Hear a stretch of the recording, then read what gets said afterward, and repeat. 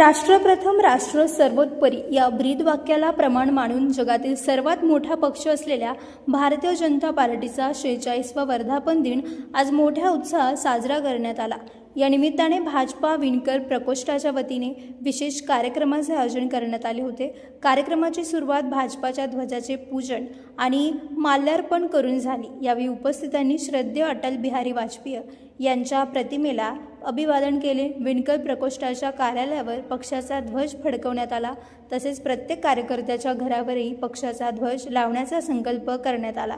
कार्यकर्त्यांनी दिलेल्या घोषणांनी संपूर्ण परिसर दणाणून गेला होता।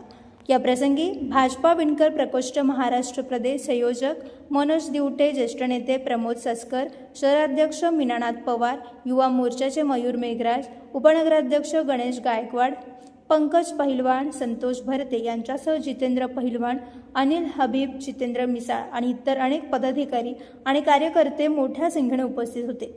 या उपक्रमामुळे कार्यकर्त्यांमध्ये नवचैतन्य निर्माण झाले आहे। Bureau report, Sachin Waghare, Yeola.